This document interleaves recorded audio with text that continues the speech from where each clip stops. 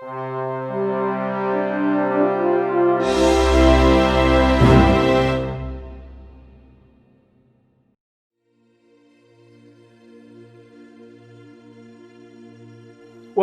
to another episode of the Ab Astra podcast.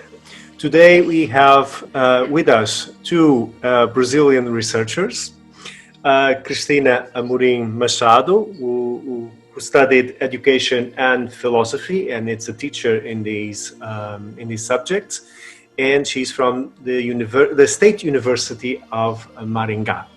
We also have with us Marcos Reis, who works as a teacher and researcher in philosophy, and is from the University Fluminense Federal University.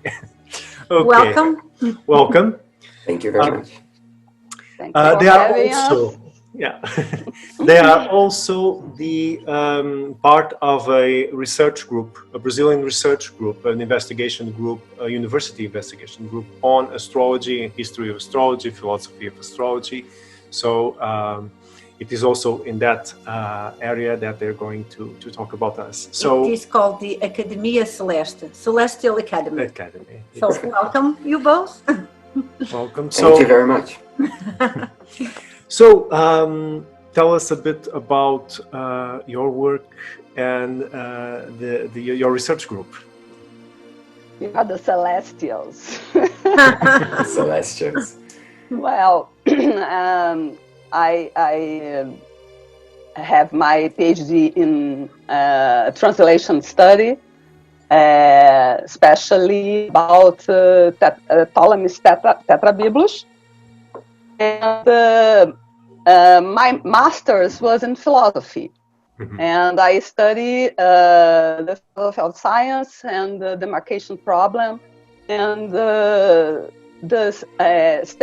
astrology as a study case in the frontier between science and non-science, all these problems, historical problems. And Academia Celeste is a group formed in 2004, I think. And we are people interested in various areas, philosophy, history of science, education, psychology. I think it's more or less this.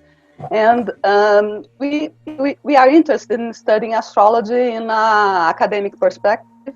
It's very rare here in Brazil. And, well, we have people of various states in Brazil. And, well, I don't know what else I can say. We have since 2015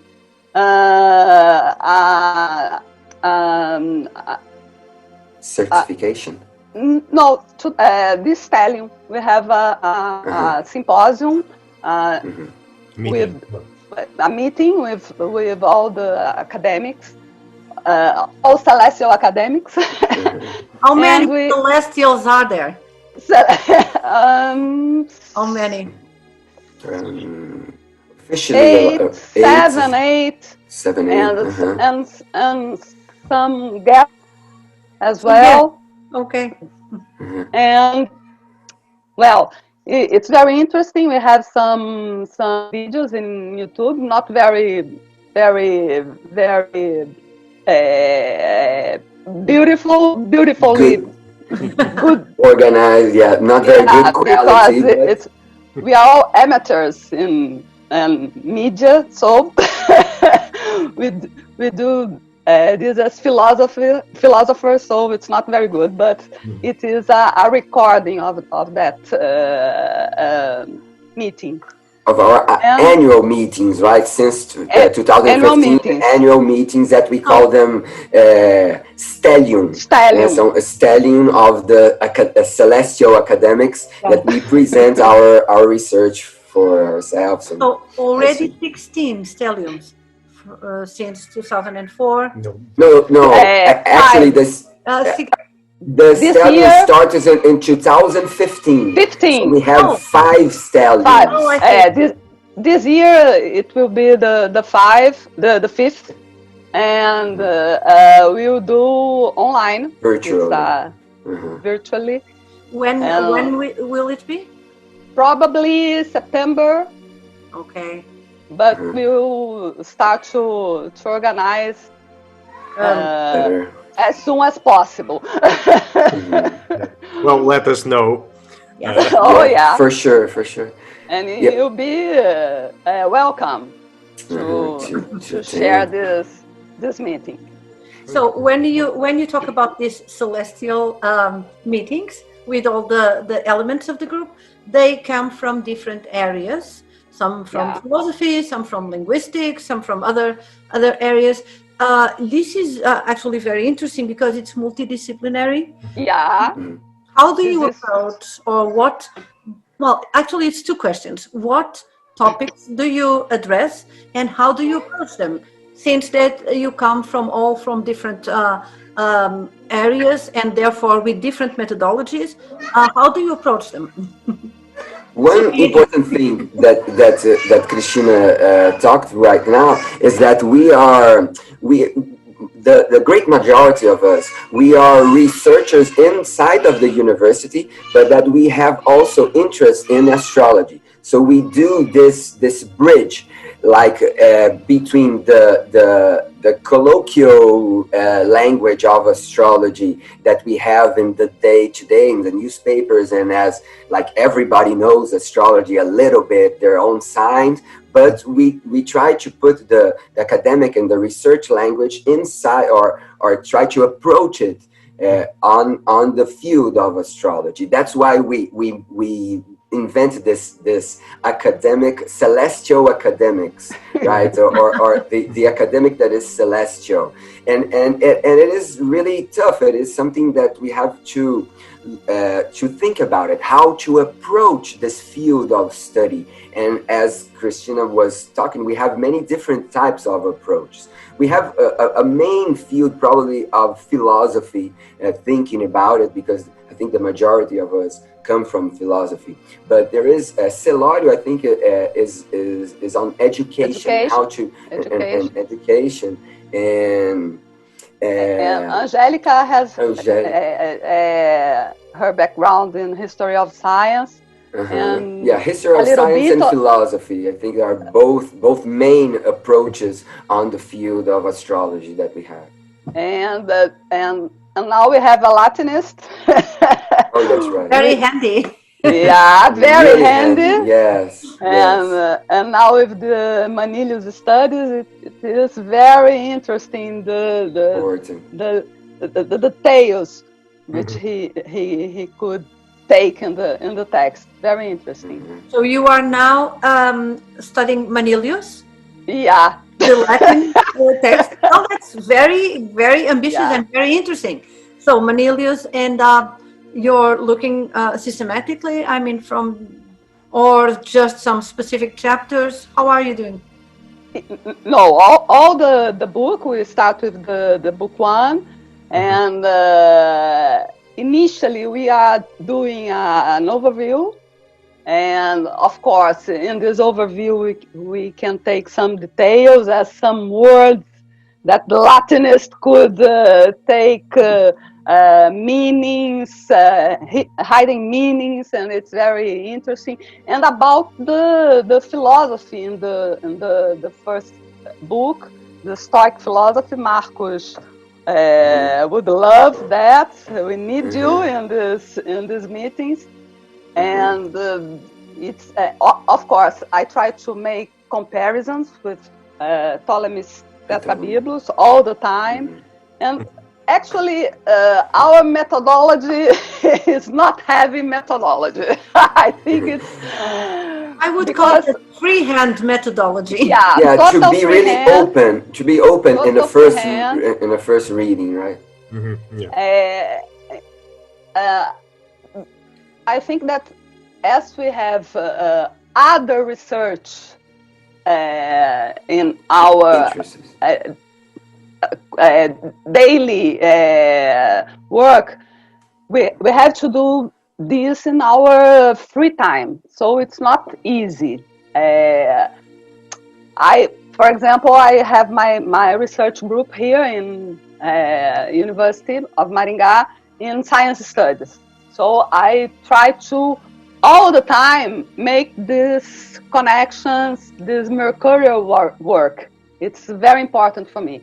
So all the time I am talking about science now with the pandemic state, and it's I try to make this links with astrology as well. And for example, now I am running a project here that links science and arts, and Manilius is perfect.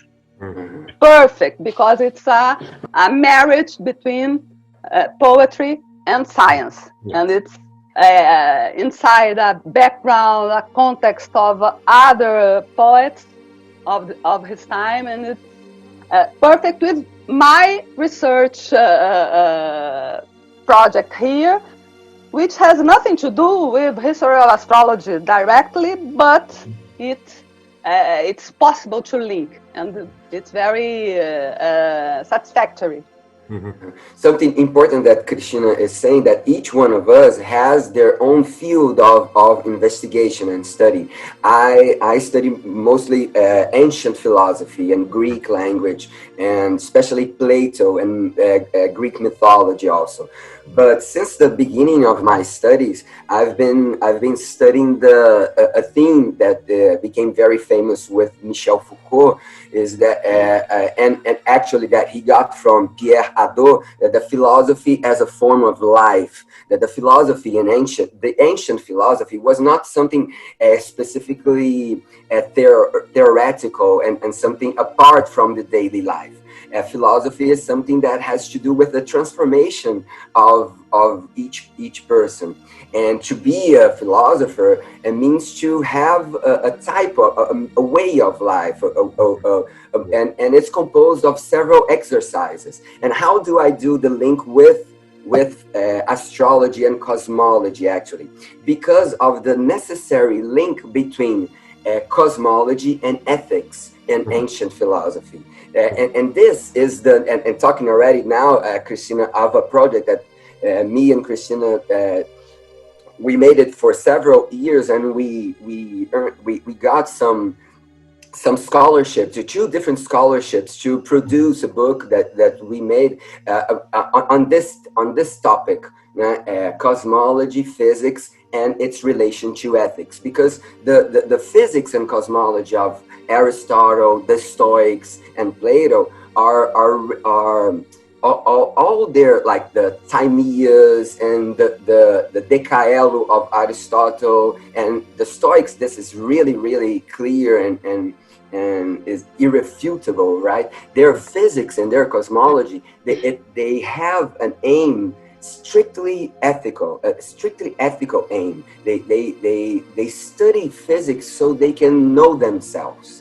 And this is the basic of astrology in reality. It's an interdisciplinary study between the universe and ourselves, and how the human being fits inside of a global scheme. And our work in Ptolemy, that Cristina actually went much more deeper in the study of the Tetrabiblos, that she can much better talk about it than me. I made more the research on the cosmological background that Ptolemy is inserted. So the book that we wrote together, but first of all, we translated the three first chapters of the first book of Ptolemy. That there are philosophical questions on it. We translated very slowly and getting all the themes, and we noticed that there we have Stoics, Aristotle, and Plato. So I did a presentation of each one of these cosmologies, of Plato cosmology, of Aristotle cosmology, and the Stoics cosmology, thinking in how they can be, not because in Plato and Aristotle we don't have actually astrology as we understand it, but the Stoics, that is an enormous school, we have a explicit defense of astrology, especially in the late Stoics, trying to show in this first chapter of the book how these cosmologies are in the background of what Ptolemy studied and what Ptolemy published and thought about.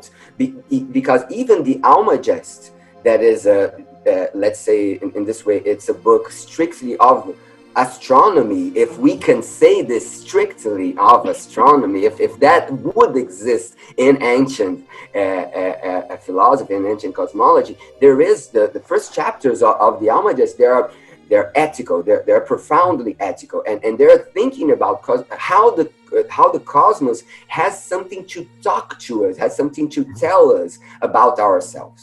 Right, so I think that this idea is very important about cosmology and ethics, right, in ancient philosophy and ancient studies, in all ancient studies on astrology. I couldn't agree more.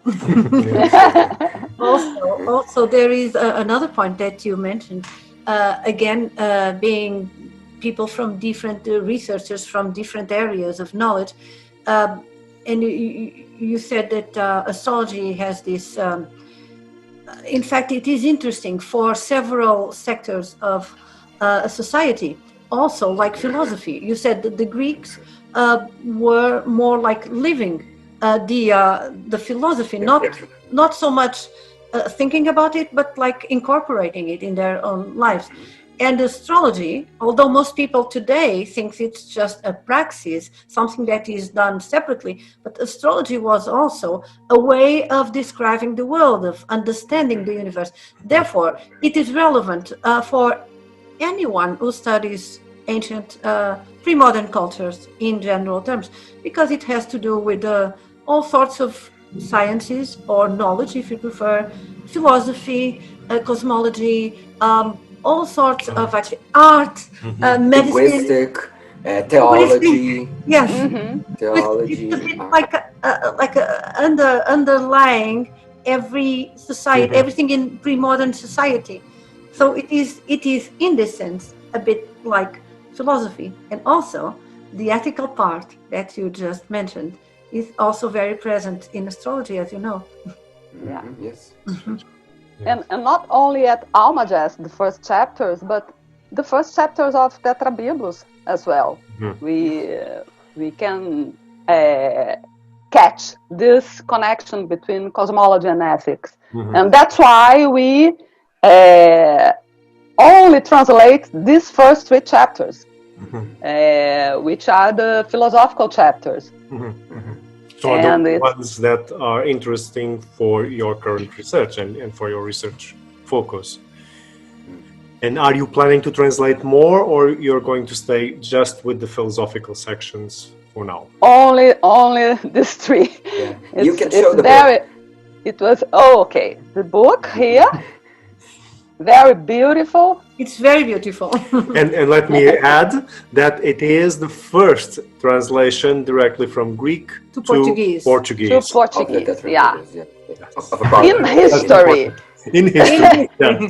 So not only Tetrabiblos. Yes. All the translations we have of Ptolemy in Portuguese. I think that only Pedro Nunes, the geography, a part of geography, and it's not from Greek. It's from Latin. So this is the first translation in Portuguese directly from Greek of Ptolemy. Yeah, which is wonderful because because then we can relate the 2 languages, because we are very used to things being translated to English, and translating Greek to English, it's absolutely different, completely different. Translating Greek to Portuguese, the language is completely as another dynamic. Yeah. And it was a very interesting experience for us. I think we all the work. I think we have 10 years doing this work, all the work, till the book, from the beginnings to the book. And the translation was made in 4 hands. Marcos is the expert. He was my teacher. He's teaching Greek language when I proposed this Herculean job for him. And we did this translation. He made the translation from Greek to Portuguese orally, and I did the writing in Portuguese. I have a background from translation, but technical translation from English to Portuguese. So I have this expertise in writing, and it's very interesting because he translates Greek in Portuguese, and what is it? And it's very interesting. And when we write, we have the aim to put some friendly, to translate freely, but not. We are very preoccupied with the meaning in Portuguese and with the friendly writing. Yeah, because translation is not something easy, right? Cristina is the expert, and she studied at this like branch of knowledge of translation. What is to translate something from one language? What is to make that language or that knowledge be knowable in another language? So she gave this input, this idea, this color, if we can say something like that, this color to the translation, thinking how in Portuguese we can say these things, right? And I was thinking about the Greek words and where they came from, and how, what are their meanings. And she thought, but nowadays to talk about this, we have to say in this way. So it was very, very pleasurable. It was very insightful to work with her for all these years. And this is a part of the book, right? The translation and the study about the words and the translation. And then I did a part about the Greek cosmology, and she did a more specific part relating and talking and like summarizing the rest of the book. That because there are many fields of study inside of astrology, right? Cristina probably can talk about that. There are actually 2 main fields: the mundane astrology, cosmological astrology, that is more political, and the genetic astrology that is more individual, right? And about that, we made a study, and we published in the book as well. Besides the cosmological studies, the translation, the original Greek, and with commentaries and study about the translation, and a third part with a study about the rest of the book. And it's an Herculean work. Which demands 10 years because, as I said, we have to share with other works, other research, and it's not easy. Especially in Brazil. It's a remarkable work, and from what I could understand, you had to balance between the rigor of the translation directly from Greek and then make it understandable for a contemporary reader. So somewhere in between, we did this choice before we start. We talk a lot about how we will proceed, And because of my translation studies and my practice in this area, I thought I prefer to put it in simple words, easy for a Brazilian Portuguese, a Luso speaking understand nowadays the text. Yeah, because the main themes that are of these three first chapters, philosophical chapters, are themes on the philosophy of science.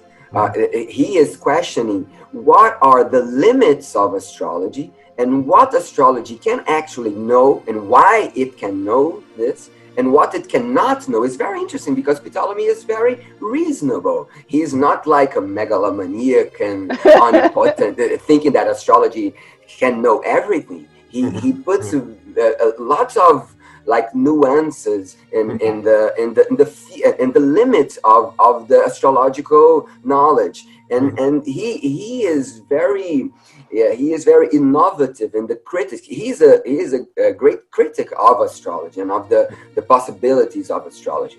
But in another form of seeing it, he solidifies more what astrology can do and what it cannot do. It's very help and very insightful, very intelligent. He actually, by establishing some limits on astrology, he makes it more scientific. Exactly. I remember specifically that he says that when we look at the horoscope, we should not attribute everything to astrology. We should take into account the nation, as he said, which means religion and race.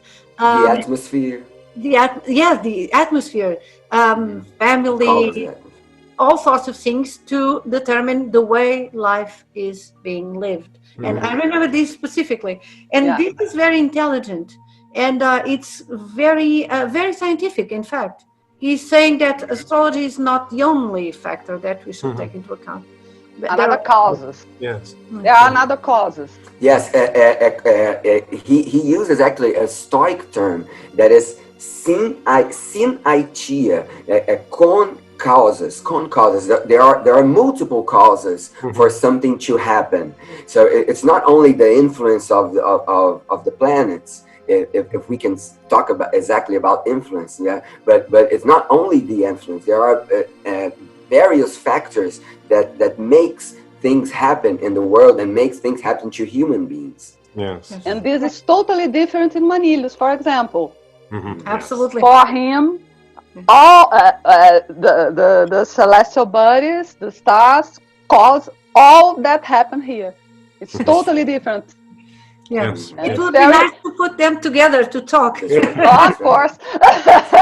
and it's quite different. It's quite interesting because Ptolemy, as you very well know, is one of the major, if not the major, influence for astrology in the West. And so we have our astrology even from late antiquity, and then medieval Arabic, the Persian, and even then the Latin astrology is very centered around Ptolemy and the main corpus of Ptolemy. And nowadays there are other researchers who are also looking at the developments of astrology, for example, in the Far East and in India, where Ptolemy doesn't have that influence. So the dialogue, and they have a more Dorothean-based astrology. So not only we have a different context in terms of philosophy, religion, and culture, but also the way that astrology reaches them is differently, comes from a slightly different point of view. So the way that it is thought out, processed, and incorporated in their cultural narrative is completely different. So it contrasts very well. While, for example, here, and I'm now putting a bit of my current research in because I'm doing the 16th and 17th century, Ptolemy will be one of the bases. All that Aristotelian structuring of causes will be one of the main focus to rationalize and to turn astrology into a more scientific discourse, which is their aim above all. So it's quite interesting, this how different philosophical stands on how the same corpus of knowledge, in this case astrology, works, results in completely different approaches and more dynamics of knowledge. And it's interesting when we compare all the Hellenistic authors of astrology, and we really Ptolemy's Tetrabiblos is totally different in the structure of the book, and his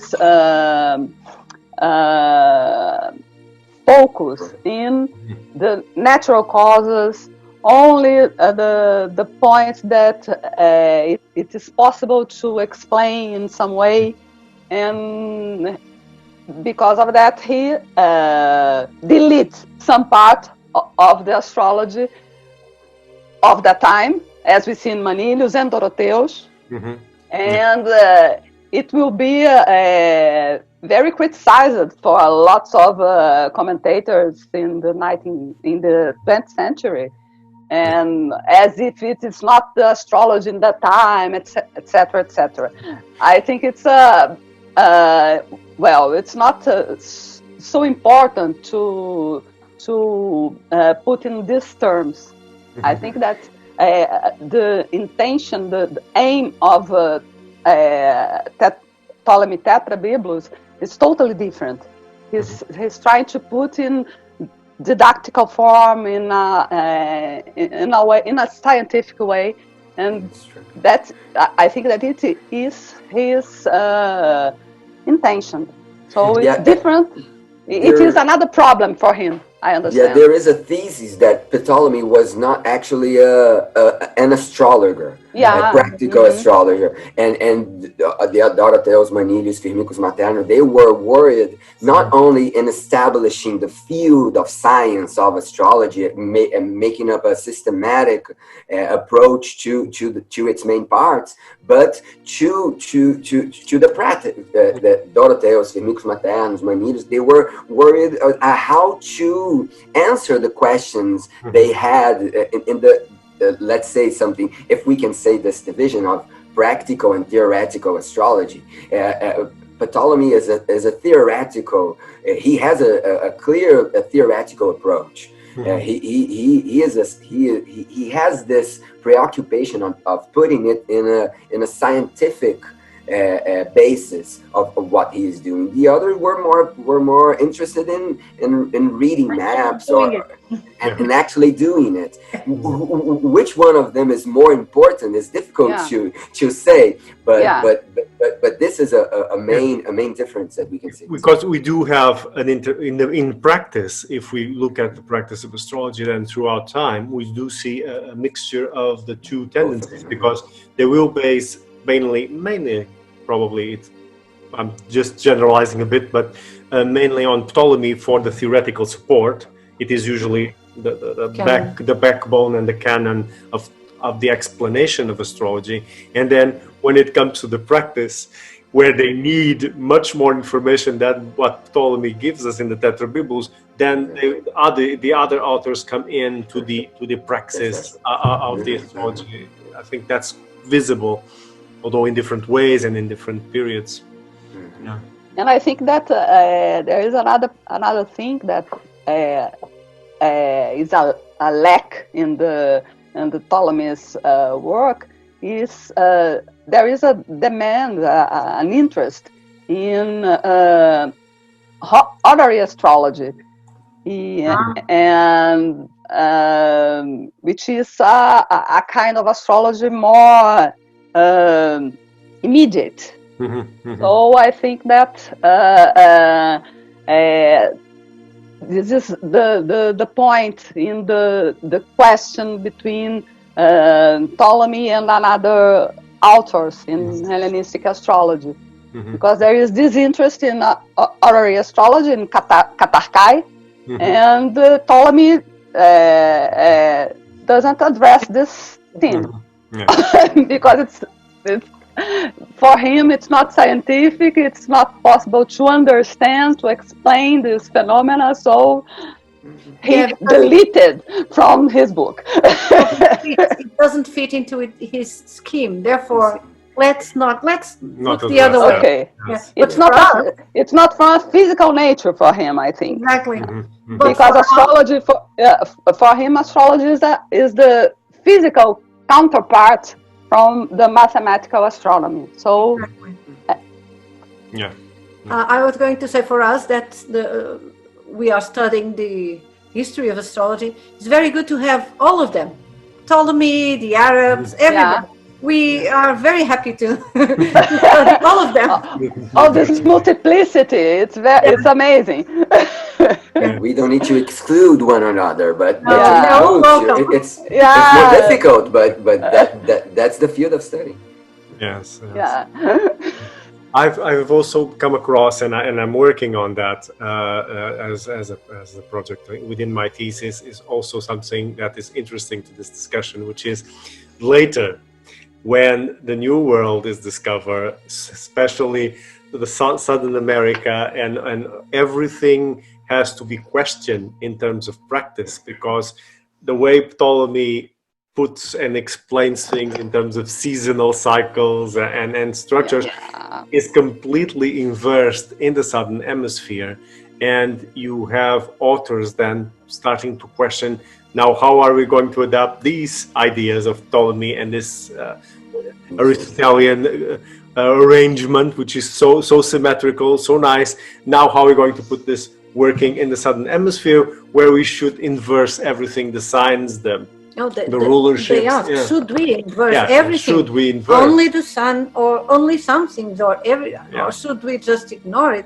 And then one thing that you notice is that they have already people doing astrology in the Southern Hemisphere. Exactly. So we notice that you have the theoreticals saying, well, what can we do? Which was the They are normally in Europe. Normally in Europe, never set their feet in the Southern Hemisphere. So they're theorizing what can be done.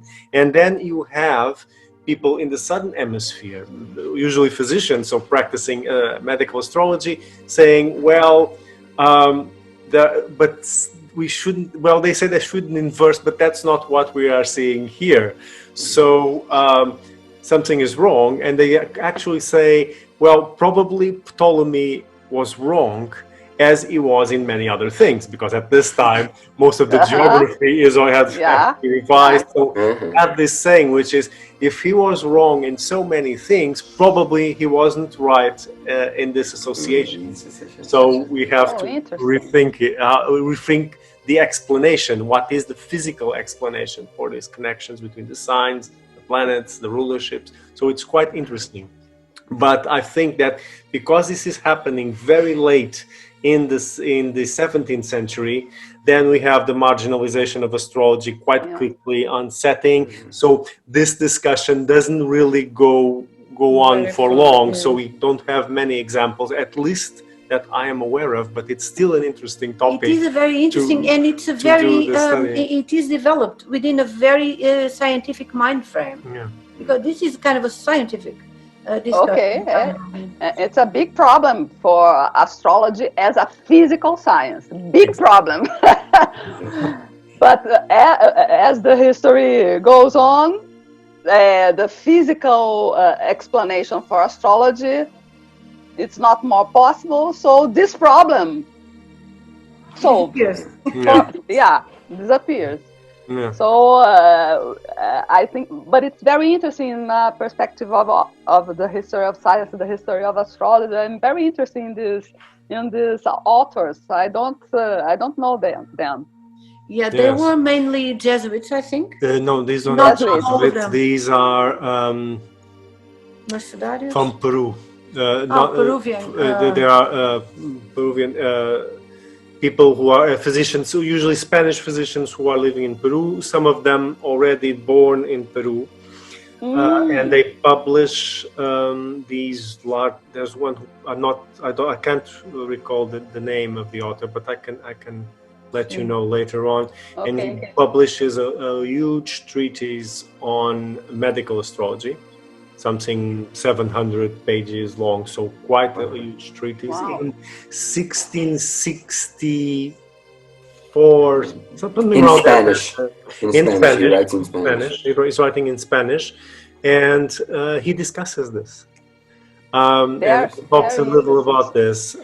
But he has some influence of the astronomy of the natives who lived there before the coming of the Spanish. No, he's using the knowledge pure astrology, Western European astrology. Yeah, because we have this other field of study, ethnoastronomy, right? Thinking of the different ways of approaching astronomy. Yes, yeah, and that's going to be a problem also, because if you reach the Southern Hemisphere and you got a completely different set of constellations and stars, what are the influences of those stars? The problem with the Chinese astronomy, the same problem.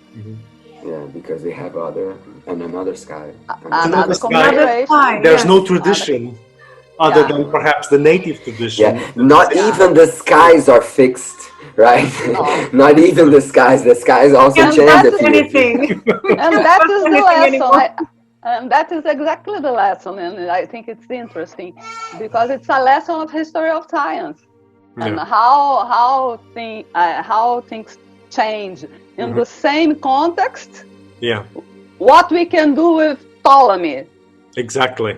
And when we consider all the cultures, all the contexts, all other places, wow, this is a big lesson of history of science, I think. Yes. And astrology has a role in this question, in the history of science. Yes, no doubt. Well, I think we have covered a very interesting topic. Okay. So, we talked about, there is something more specific we could say about the Academia Celeste, our field of study. We have 2 doctorants that are making their doctorate right now, one in philosophy, in ancient philosophy, and the other one in history of science, right? Angelica is in history of science. And we have this Latinist also, and we have another person that study Renaissance philosophy. Okay. Yeah. And we have a blog, but in Portuguese. Academia Celeste. Yes. We can include the links to your work for those who can read Portuguese. Company. Yes. Perfect. We will include everything in the description of the video. Thank you very much. Thank you very much for participating, and we hope to see you in the future in other activities and other discussions that we can bring to the podcast. Okay. Oh, thank you very much. I'm sorry, we are all inside our own houses here with all our confusions, but I'm very grateful for your work.